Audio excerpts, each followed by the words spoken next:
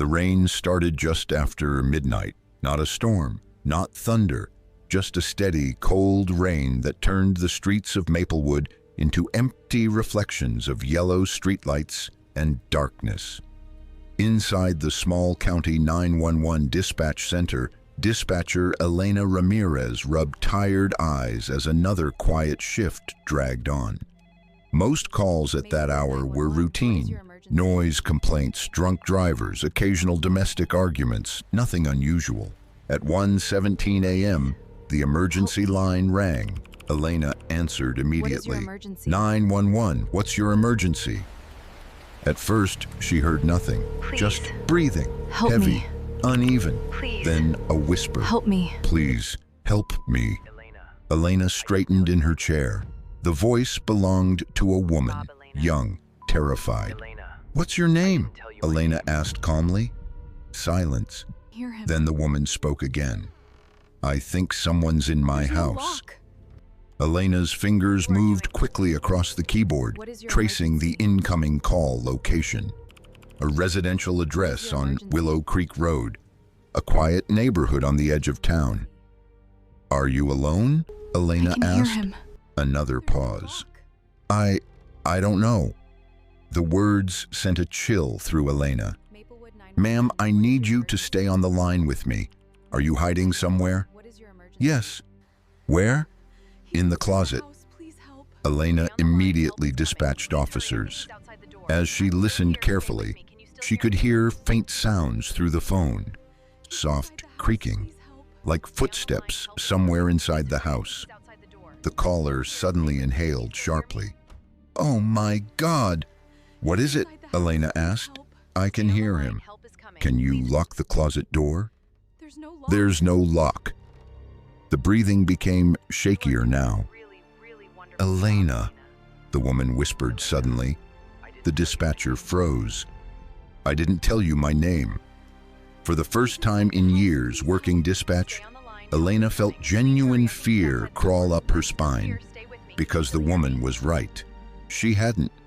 Before Elena could respond, another sound came through the phone, a loud creak, closer this time, then silence. Complete silence. He's inside the house. The dispatcher kept speaking.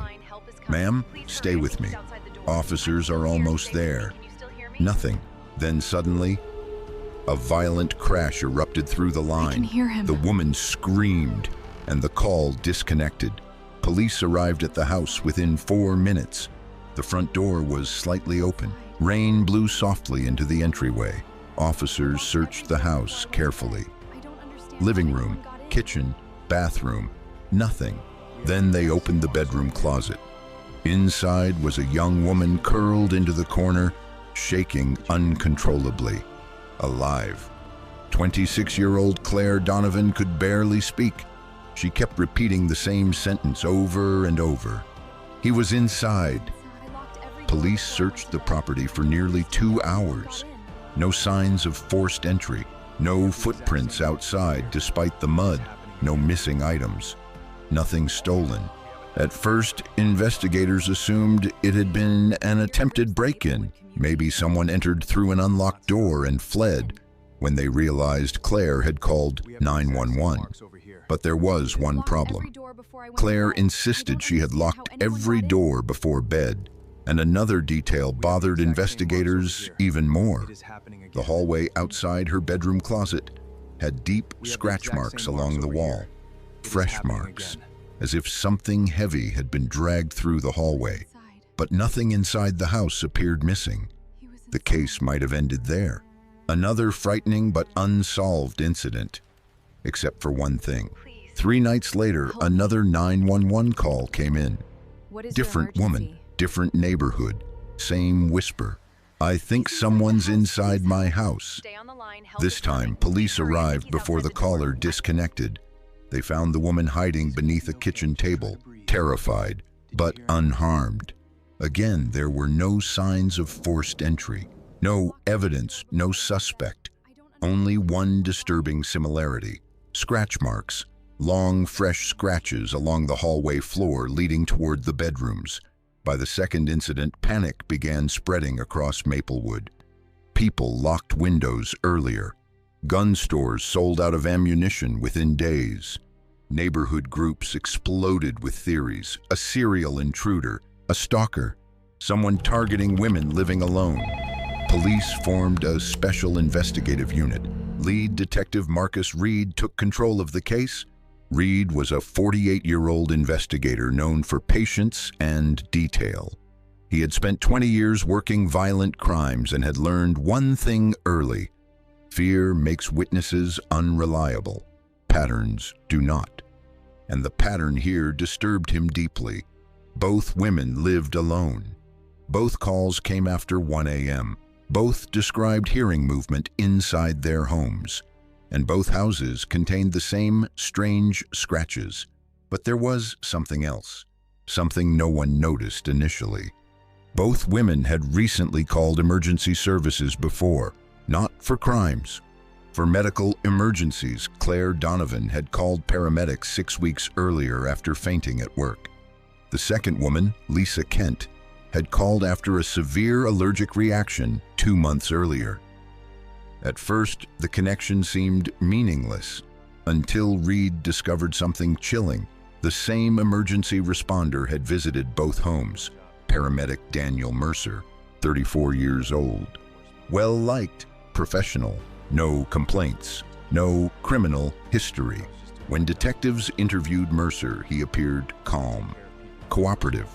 He explained that he responded to dozens of homes every month. He barely remembered the women. But Reed noticed something strange during the interview.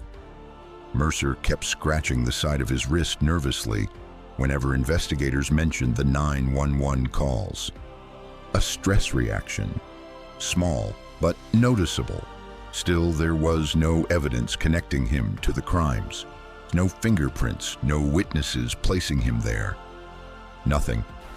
Then the third call came, and this time, someone died. The call arrived at 1:42 a.m. A woman crying hysterically, "He's here. Oh God, he's here." Dispatch traced the call immediately. Officers rushed to the address, but they arrived too late. 29-year-old Emily Harper was found dead in her bedroom. There were no signs of forced entry. No neighbors saw anyone enter or leave. And once again, scratch marks, fresh scratches across the hallway floor leading directly toward the bedroom. The town exploded in fear.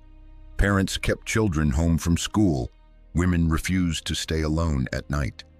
News stations camped outside police headquarters demanding answers, and Detective Reed became obsessed with one question: how was the killer entering these homes without forcing entry? The answer came from somewhere unexpected: a locksmith. While examining Emily Harper's house, the locksmith noticed tiny scrape marks inside the front door lock. Not damage from forced entry, damage from repeated professional lock manipulation. Someone had been picking locks, carefully, quietly. That revelation changed everything, because paramedics, firefighters, and emergency responders often observed homes during emergency calls. They saw layouts, locks, security weaknesses, and sometimes they learned who lived alone. Detective Reed pulled Mercer's work records. The pattern was undeniable. Every victim had previously interacted with him during emergency responses. Every victim lived alone. And every incident occurred within months of Mercer entering their homes professionally. Still, investigators needed proof. So they began surveillance. Unmarked cars followed Mercer quietly for days. At first, nothing happened. He worked normally, went home normally, spoke politely with co-workers, the perfect ordinary citizen. Then, on the 5th night, Mercer drove somewhere unexpected, a quiet suburban neighborhood. He parked 3 streets away from a small blue house and waited. Detectives watched from a distance as Mercer exited the vehicle, wearing dark clothing and gloves. He moved silently between houses, carefully, patiently. then stopped at a front door and removed something from his pocket, lock-picking tools. Before he could enter, detectives moved in. Mercer tried running. He didn't get far. Inside his vehicle, police discovered a hidden collection of disturbing items, detailed notes about women living alone, addresses, emergency response records, hand-drawn layouts of homes, and dozens of photographs secretly taken through windows at night. But the most horrifying discovery came later. In Mercer's garage, hidden beneath a locked storage compartment, investigators found trophies, jewelry, clothing, personal belongings taken from victims' homes, including a necklace belonging to Emily Harper. Under interrogation, Mercer denied murder at first. He claimed he only entered homes to watch, to feel close to people. But detectives eventually broke him. Mercer confessed that after responding to medical calls, he became obsessed with certain victims. He studied their routines, watched their homes, learned their schedules, and entered their houses at night simply to experience the fear. For months, he avoided violence, until Emily Harper woke up while he stood inside her bedroom. She screamed, panicked, tried to run. Mercer smothered her to silence her, then fled. The scratches found in each hallway finally made sense too. Mercer admitted he dragged a heavy emergency medical bag behind him while moving through houses.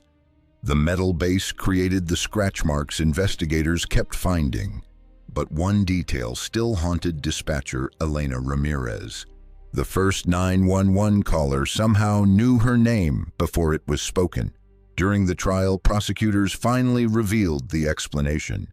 Mercer had listened to emergency radio traffic obsessively for years. He knew many dispatchers by voice, including Elena. The realization chilled the courtroom because it meant Mercer wasn't improvising. He had planned everything carefully long before the murders began. At sentencing, families of the victims sat silently as Mercer received multiple life sentences. Claire Donovan later admitted she still slept with lights on years after the attack. Lisa Kent moved out of Maplewood entirely, and Elena Ramirez continued working dispatch, but never forgot the sound of that first whisper through the phone. "Please, help me." In Maplewood, people still remember the case as the 911 call that changed everything. Not because it exposed a killer, but because it shattered something deeper. The belief that danger always looks obvious. Sometimes the people trusted to help in emergencies are the ones hiding the darkest secrets. And sometimes, the most terrifying voice on a 911 call isn't the caller's. It's the person standing silently nearby.